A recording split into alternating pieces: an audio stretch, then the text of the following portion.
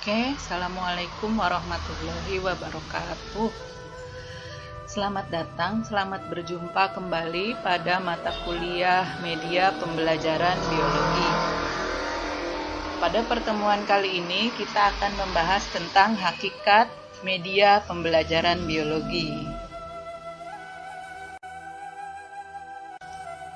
Pada pertemuan kali ini kita akan banyak membicarakan mengenai pengertian media pembelajaran serta hakikat media pembelajaran. Kemudian juga kita perlu membicarakan kerucut pengalaman Edgar Dale yang menjadi dasar bagi pengklasifikasian pengalaman belajar oleh siswa.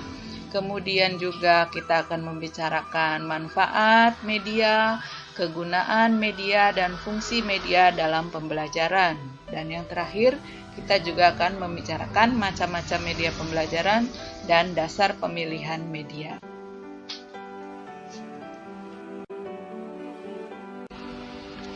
Baik, kita mulai dengan bagian pertama, yaitu tentang pengertian media. Kata media sendiri berasal dari bahasa Latin, yaitu kata medius yang secara harfiah berarti perantara atau pengantar. Sedangkan media pembelajaran diartikan sebagai segala sesuatu yang dapat digunakan sebagai perantara untuk menyalurkan pesan dari pengirim, dalam hal ini guru, ke penerima atau dalam hal ini siswa, sehingga dapat merangsang pikiran, perasaan, perhatian, dan minat siswa sedemikian rupa sehingga proses belajar dapat terjadi. Nah, proses pembelajaran sendiri pada dasarnya merupakan sebuah proses komunikasi. Oleh sebab itu, media di sini digunakan sebagai alat komunikasi antara guru dan siswa, antara siswa dengan siswa. Media pembelajaran dapat terdiri atas komponen sumber belajar atau wahana fisik dan yang mengandung materi instruksional. Nah, wahana fisik ini kita sebut sebagai hardware dan yang materi instruksional ini kita sebut sebagai software.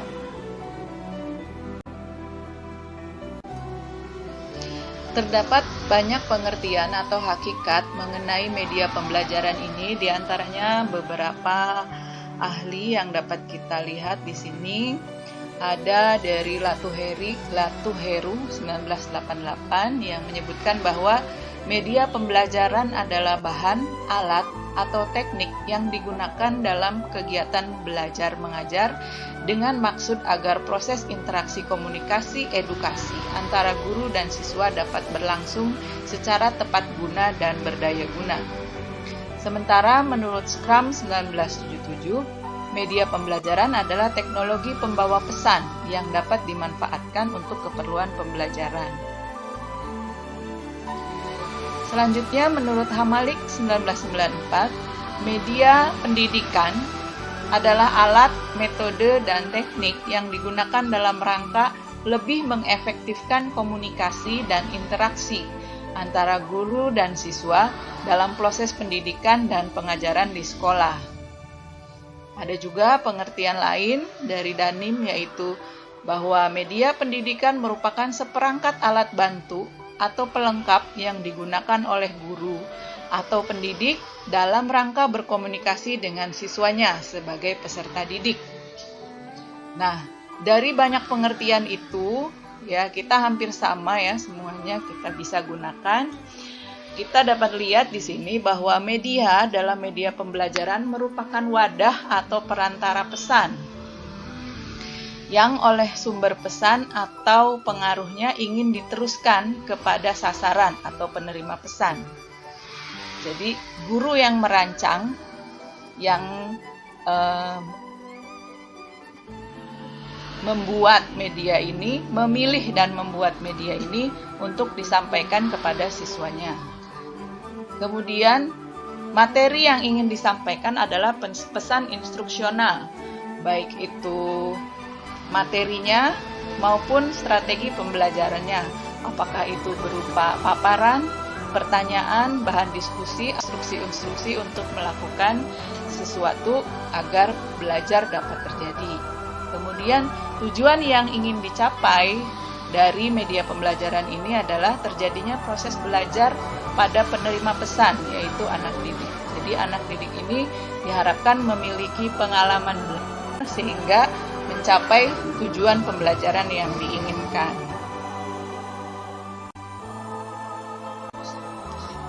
Setelah mengetahui pengertian dan hakikat media pembelajaran, berikut adalah hal-hal yang perlu dicatat. Karena media adalah perantara atau pengantar pesan, maka demikian pula media pembelajaran. Media pembelajaran bersifat sebagai perantara atau pengantar pesan. Dengan demikian, isi pesannya atau isi materinya, materi pelajaran ataupun strategi pembelajaran yang digunakan sama pentingnya dengan jenis media yang digunakan. Jadi, apabila kita menggunakan media, secanggih apapun media, jika isi materi pelajarannya ataupun strateginya tidak baik, tidak tepat, maka proses pembelajaran tidak dapat berlangsung dengan optimal. Sehingga tiga hal ini, media, materi pembelajaran, dan strategi yang digunakan, tiga-tiganya harus saling mendukung agar pembelajaran dapat terjadi dengan optimal. Pemilihan media juga harus memperhatikan tujuan pembelajaran dan kegiatan pembelajaran. Tidak ada media pembelajaran yang cocok untuk semua pembelajaran.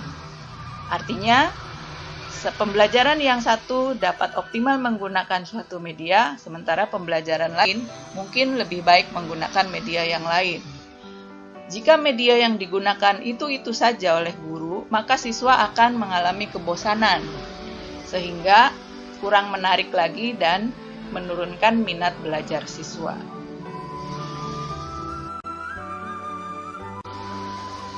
Selanjutnya adalah tentang kerucut pengalaman Edgar Dale.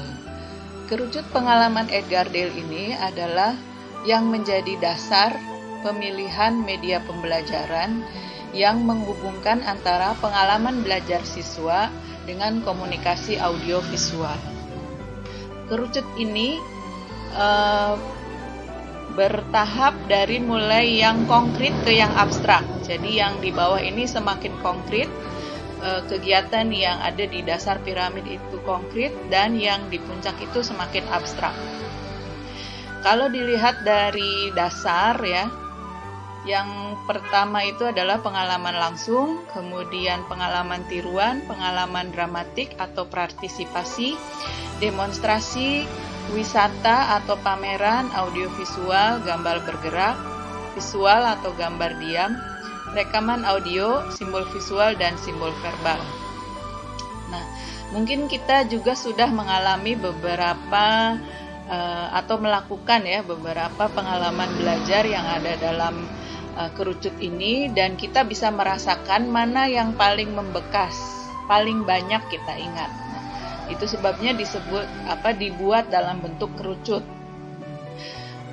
Simbol-simbol verbal itu ada dalam tulisan atau melalui aktivitas membaca. Sementara simbol visual itu sering kita lihat sebagai tanda-tanda berupa logo-logo ya yang berbentuk visual. Namun kita untuk orang-orang tertentu itu paham artinya, dan mungkin untuk yang lain juga tidak paham artinya. Kemudian untuk audio itu biasanya bentuknya rekaman, baik itu dari radio, MP3, atau yang sering kita gunakan voice note yang ada di WhatsApp kita ya. Kemudian untuk visual biasanya berupa gambar, skema atau foto. Kemudian gambar bergerak sering dalam bentuk GIF atau yang sering kita lihat dalam bentuk videotron. Kemudian audio visual ini yang paling sering kita gunakan sepertinya ya, televisi, film atau video yang sering kita lihat baik itu di media sosial maupun dalam proses pembelajaran. Kemudian ada juga wisata atau pameran ya, bisa dalam bentuk field trip atau karya wisata. Kemudian demonstrasi itu tutorial ya, mungkin sering kita lihat tutorial itu demonstrasi caranya. Kemudian ada partisipasi, kita ikut serta dalam prosesnya. Kemudian pengalaman tiruan atau simulasi atau role play. Kemudian ada juga pengalaman langsung, misalnya seperti kegiatan praktikum. Nah, dari kerucut pengalaman Edgar Dale ini, kita bisa menentukan pengalaman belajar yang seperti apa yang dapat kita pilih agar siswa dapat mengalami proses belajar. Jadi, mulai dari yang abstrak, mungkin nanti yang akan diingatnya lebih sedikit, kurang lebih 10%, sampai ke yang konkret, itu yang diingatnya mungkin lebih banyak, hampir sampai 90%. Jadi itu urutannya ya. Urutannya ada di sini, di kerucut Edgar Dale. Untuk kegiatan-kegiatan atau ya pengalaman-pengalaman belajar dengan melihat simbol verbal dan simbol visual ini bersifat simbolik. Sementara rekaman audio, gambar visual atau gambar diam, gambar bergerak dan audio visual itu adalah sifatnya ikonik. Sementara yang wisata pameran, demonstrasi, pengalaman dramatik dan partisipasi, pengalaman tiruan atau role play, dan pengalaman langsung ini bersifat enaktif. Artinya siswa lebih banyak melakukan sendiri. Oleh sebab itu, biasanya akan lebih banyak hal yang diingat pada bagian dasar dari kerucut ini. Selanjutnya, apa saja manfaat dari media pembelajaran yang tepat untuk digunakan dalam proses pembelajaran? Yang pertama adalah menimbulkan kegairahan dalam belajar, atau kita sebut dengan meningkatkan motivasi belajar. Selanjutnya, media pembelajaran yang tepat ini dapat memanggil atau menarik perhatian siswa sehingga meningkatkan motivasi belajar. Seperti kita tahu, motivasi belajar ini sangat berpengaruh besar pada pencapaian atau hasil belajar. Selanjutnya, media pembelajaran juga memungkinkan interaksi yang lebih langsung antara peserta didik dengan lingkungan belajarnya atau lingkungan kenyataan. Kemudian juga dapat memberikan perangsang yang sama untuk kurikulum dan materi pendidikan yang ditentukan sama untuk setiap siswa. Kemudian mempersamakan pengalaman dan menimbulkan persepsi yang sama dengan sifat yang unik pada siswa dan dengan lingkungan dan pengalaman yang berbeda. Selanjutnya, memungkinkan anak didik belajar sendiri-sendiri menurut kemampuan dan minatnya.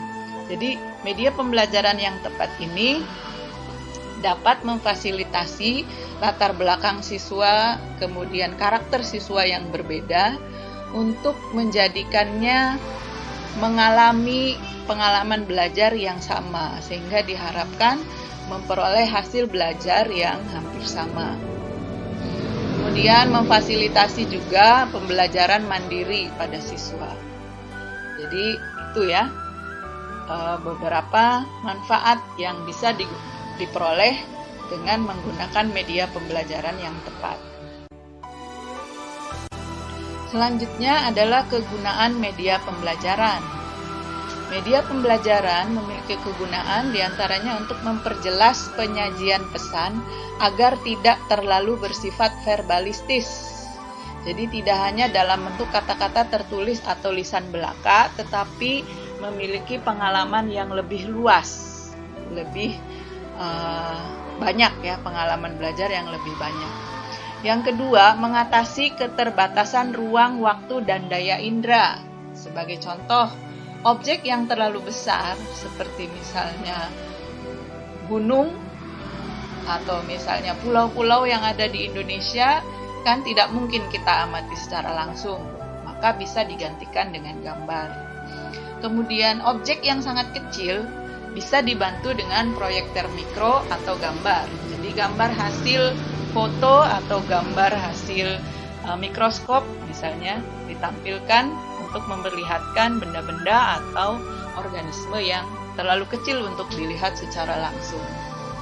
Kemudian juga untuk menyajikan kejadian atau peristiwa yang terjadi di masa lalu, itu bisa ditampilkan lagi lewat rekaman film atau misalnya role play, ya, peran, atau juga rekaman suara. Masih ingat dengan rekaman suara dari peristiwa proklamasi kemerdekaan RI tahun 1945, itu kan bisa menggambarkan kejadian pada saat itu. Jadi itu pentingnya media. Kemudian gerak yang terlalu lambat atau terlalu cepat dapat dibantu dengan time lapse atau high speed fotografi. Misalnya untuk melihat pertumbuhan tanaman, kalau kita tunggu dari mulai biji sampai menjadi pohon itu kan sangat lama. Tapi dengan bantuan time lapse kita bisa lihat dari mulai biji, kemudian berkecambah dan seterusnya, kita bisa lihat dalam waktu yang relatif cepat. Jadi videonya dipercepat. Atau justru gerak yang terlalu cepat, misalnya gerak bola yang ditendang, itu kan agak sulit, terlalu sulit untuk diamati. Tapi dengan fotografi kecepatan tinggi bisa diamati titik demi titik, ketinggiannya, posisi, dan sebagainya. Kemudian objek yang terlalu kompleks, misalnya mesin, dapat disajikan dengan model. Kemudian konsep yang terlalu luas dapat divisualkan dalam bentuk film.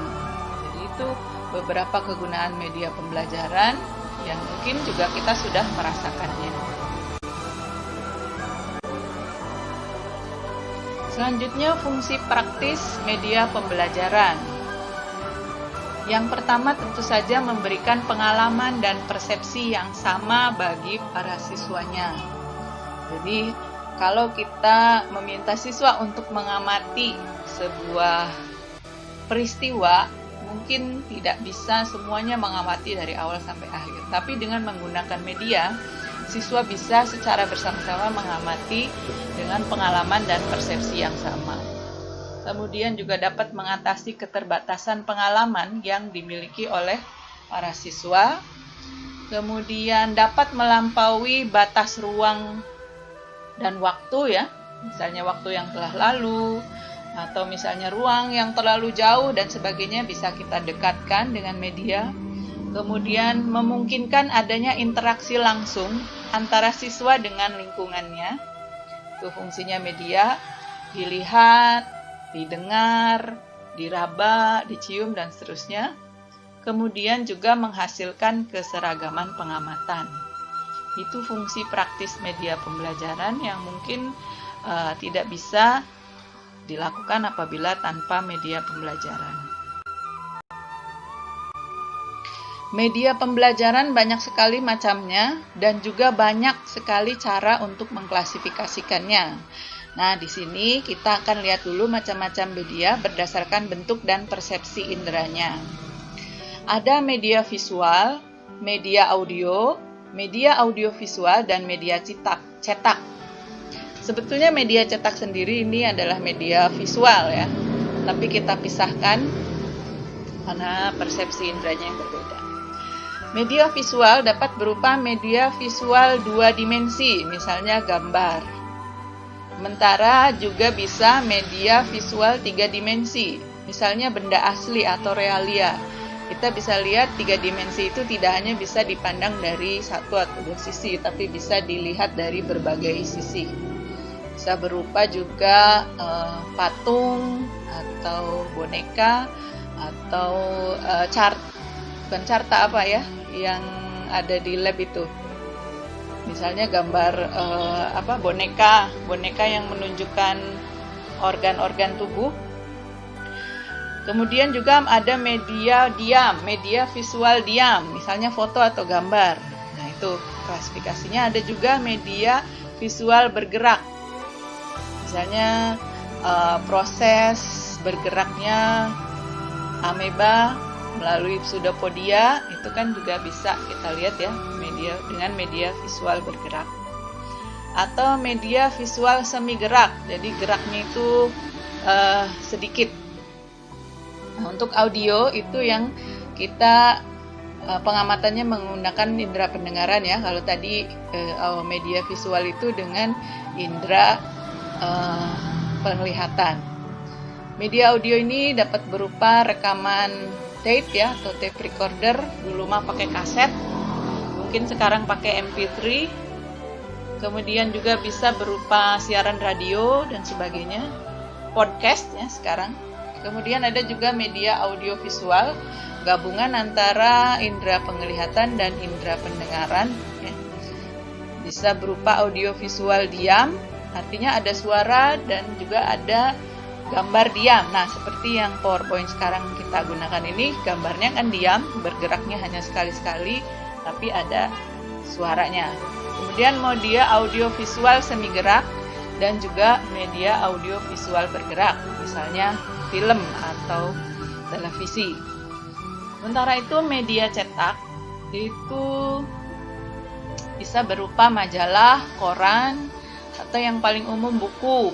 Bisa berupa buku teks, buku ajar, LKS, handout, modul, surat, dan sebagainya. Banyak ya contohnya.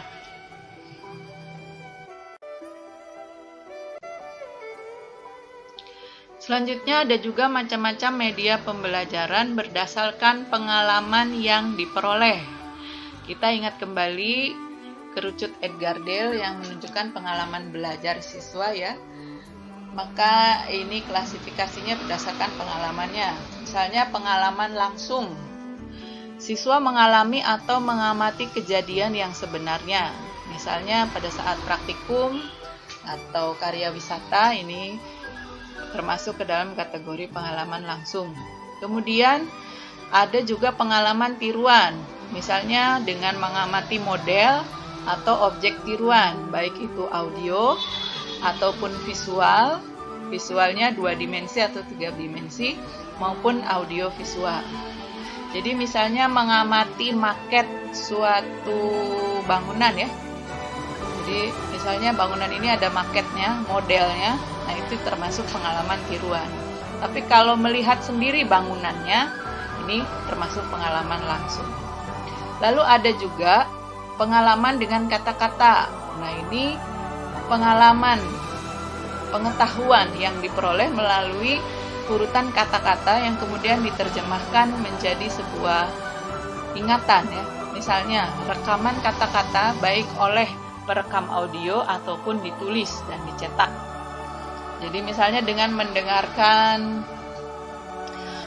MP3 atau mendengarkan siaran berita, rekaman, itu kita bisa menggambarkan atau membayangkan kejadian-kejadian yang digambarkan oleh kata-kata tersebut. Begitupun pada saat kita membaca ya, baik itu membaca buku fiksi, kadang-kadang kita membayangkan kejadiannya walaupun mungkin tidak bisa terjadi secara sebenarnya, ataupun membayangkan ketika membaca buku-buku non-fiksi, buku pelajaran misalnya. Jadi itu berdasarkan pengalaman yang diperoleh.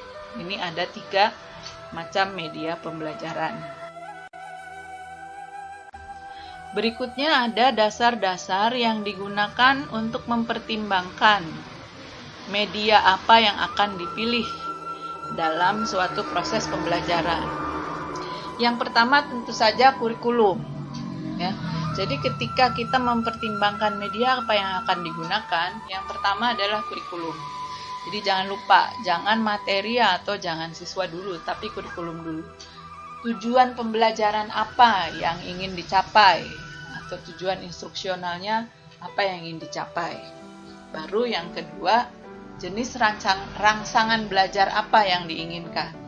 Apakah audio atau visual, gerak, dan sebagainya.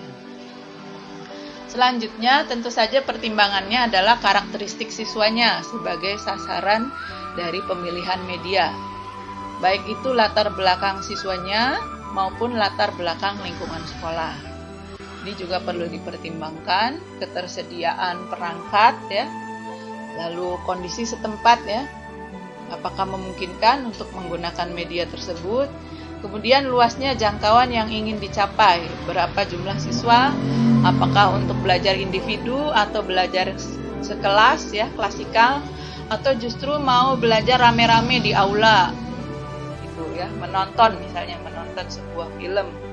Jadi ini perlu dipertimbangkan media yang dipilih. Dan yang terakhir, karakteristik media yang dipilih. Jadi keempat unsur itu harus sesuai agar diperoleh pemilihan media pembelajaran yang optimal sehingga diperoleh hasil belajar yang optimal pula. Nah, itu saja yang dapat kami sampaikan ya untuk pertemuan kali ini. Sampai jumpa di pertemuan berikutnya.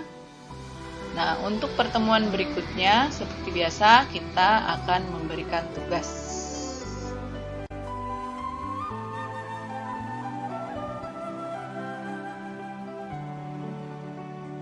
Tugas untuk pekan depan adalah membuat sebuah multimedia pembelajaran interaktif menggunakan PowerPoint atau aplikasi sejenis untuk salah satu topik kompetensi dasar pembelajaran biologi SMA.